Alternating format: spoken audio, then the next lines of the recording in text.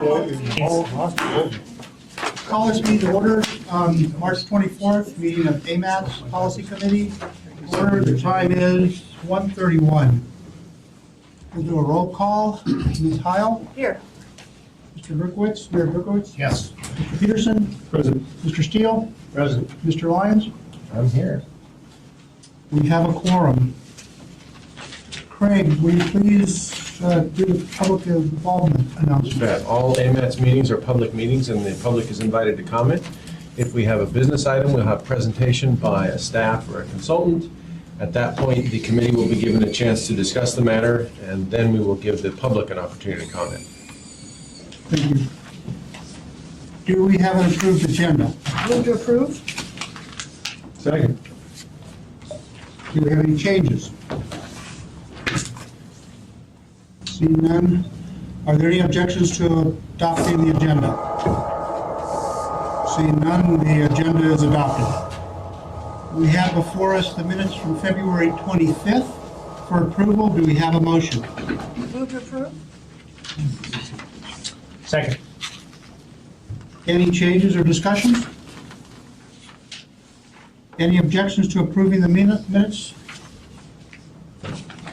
Hearing none, the February 25th meeting minutes are approved. Agenda item 5A, AMATS Bicycle and Pedestrian Committee appointments and reappointments. Craig, will you be presenting? I will.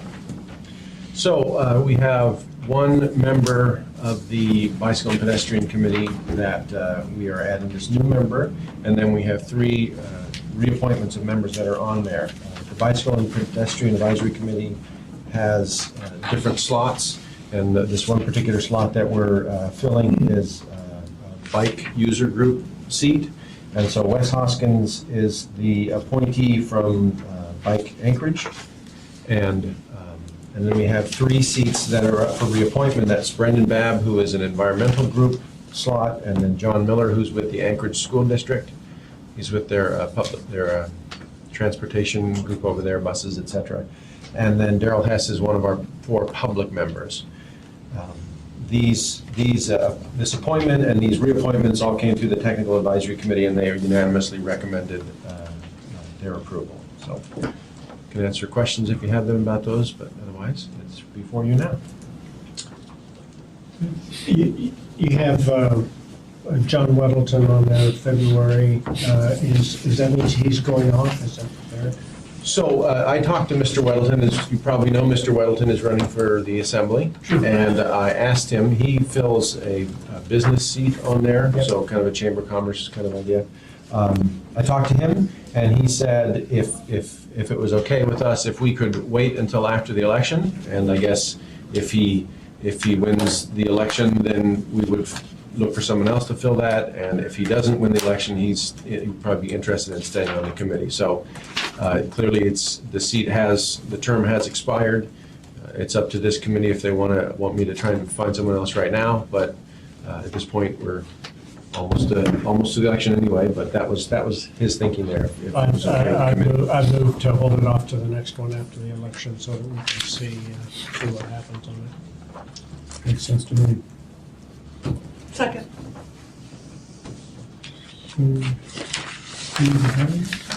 Well, move to second to delay this until next meeting, Oh. right? Isn't thought that we what were- it said? I think just Mr. Just Mr. Weddleton's Just Mr. appointment. Weddle? Okay. Yeah, I already see. Do we need to vote on this or not? I don't think we have to, except that I hate to come back and have him off and want to stay on, but that's all right. Whatever you want to do. Recommendation. Well, the recommendation before you is for the new appointment and the three reappointments, and we didn't do anything with Mr. Weddleton's seat because we're waiting to find out what happened. So if you want to remove that motion and put a new motion before you that says approve the slate of nominees here, that would work. I will do that. I will withdraw that previous motion to wait on that and move to approve the new appointment. And I'll second. Both. Okay, we have a motion to approve. Any objections? We did forget to go to the public, which is my fault. I should have reminded you. Sorry. So does the public have any comments? Seeing none. No objections? Okay, so it was moved and seconded. The motion is approved. Any other business items? None. That I know of. Okay, moving on to agenda item 6A, 2015-2018 Transportation Improvement Program Administrative Modifications, number 8. Craig? You bet. So this is, due to the dollar figures on there, this is something that the Technical Advisory Committee can approve. It did not require policy committee approval, and they did look at it at their last meeting 2 weeks ago and approved it. So basically what you have here is we're moving some monies around to fully fund what we're looking to do in our update to our MTP. We had money in the MTP project, the 20-year plan, the long-range plan. We had money in there, and we took some out of what we had budgeted to fund the interim MTP that we approved just recently. And so what we're doing is making that project whole again to make sure we have enough money to do a full-blown MTP update, which we're looking probably within the next month or so to have the RFP out on the street. But we're looking to make that whole again. And then we also, I probably have to look to Vivian to remember exactly what we added before we did the transit-oriented development. Was there a workshop that we were adding? We didn't want to talk, excuse me, through the chair. We didn't want to mention too much detail about that because the RFP is not on the street yet, but it is to do that. So basically, we are trying to make that MTP project whole, and then we also have some money that we're adding into the safety improvement program, the traffic count support. There's some new stuff that APD, Police Department, is doing, and in order to absorb the work that the traffic department will need to do, we added a little bit more money into that. And then we're moving those monies around among the O'Malley Road construction project to balance that tip for those changes. And then we updated the payment replacement program to reflect those changes in that safety improvement program. And that is the extent of what we're doing with this administrative modification. And again, those changes were approved at the TAC 2 weeks ago. So I'll try to answer questions if you have them between myself and Mr. Young and Alan, but that's kind of what we're looking at. So we're just here for informational purposes today. No approval necessary. Are there any questions or comments from the committee? Any questions or comments from the public? Okay. Final item is item 6C, an informational update on the Connect crossing. Sorry. Oh. Sorry. So we have a public involvement plan update? Yeah, just real quickly, this is an update to our public involvement plan. One of the requirements from the federal highways is to have that public involvement plan that shows all the kinds of different public involvement we will be doing depending on whatever plan we're updating.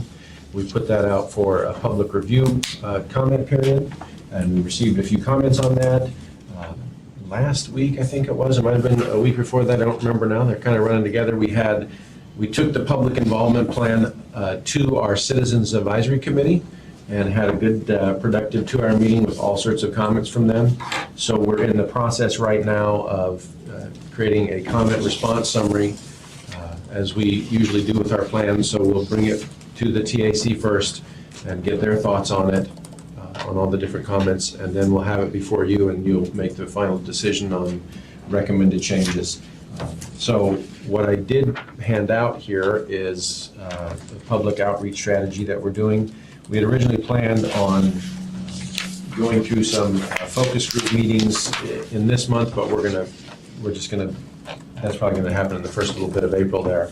And then, Joni, am I correct to say we're planning on bringing this to the TAC and the policy committee in April, or are we now in May? Well, if we can get our focus group done in early April, depends on, well, I don't know that we may have some additional comments that we need to incorporate, so we might actually want to want to gear that for May. So we're going to do this focus group to engage our environmental justice groups. So we want to make sure we get their buy-in, and then we'll do that comment response table and bring it. So I'd say we're looking at May timeframe to bring the update to you folks and to the TAC, so. Any questions or comments from the committee? From the public? Now, final item is item 6C, an informational update on the Knickerbocker Crossing. Judy Doherty, Executive Director of the Knickerbocker Crossing Project, is here to provide the committee a brief update. Just a reminder, there's no decision or action for the policy committee today. Judy? Okay, hi, I'm Judy Doherty. I'm the director for the Knickerbocker Crossing Project for DOT. Most of you probably know we submitted our letter of interest to the TIFIA office for a low-interest loan for the Knickerbocker Crossing back in July of 2015. We've engaged with TIFIA. We've communicated with them on several occasions, answering their questions. Their primary concern is the creditworthiness of the structure of the current deal.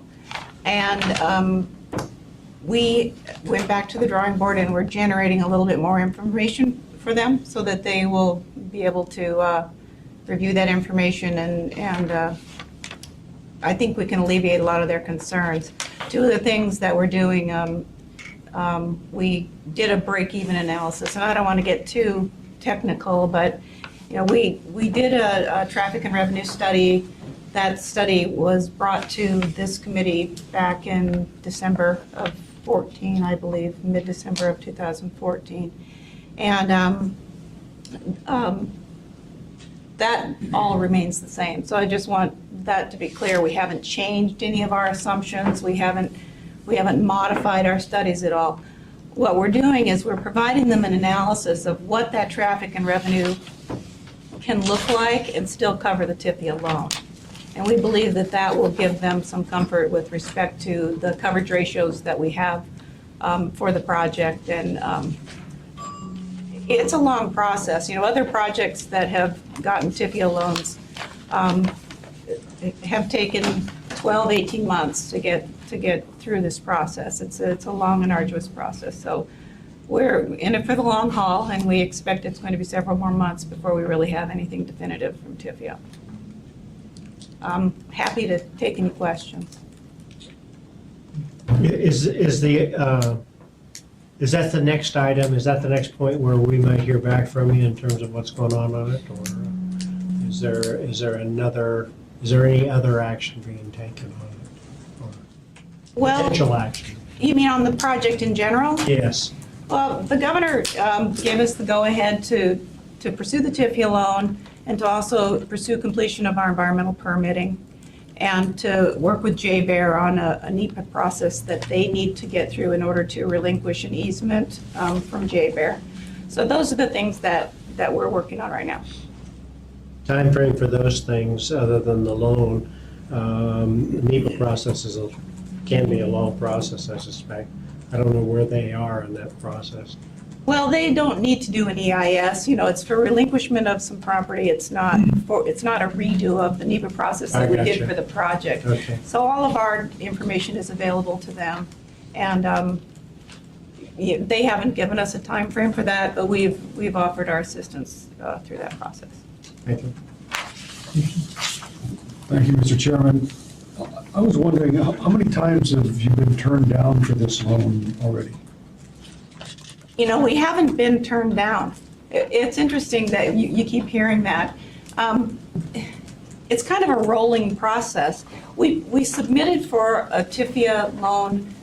We've submitted 3 separate times with 3 distinctly separate financing proposals. The first one was for a P3, a public-private partnership, in which the developer took all of the risk, he got all of the tolls, and we didn't pay him anything. That was the first one. That project, that structure was actually accepted by TIFIA. And we made it to that kind of credit council level with that structure. But then that was right before the economy tanked, and one of our developers backed out, And so we were left with one developer, so we scrapped that idea.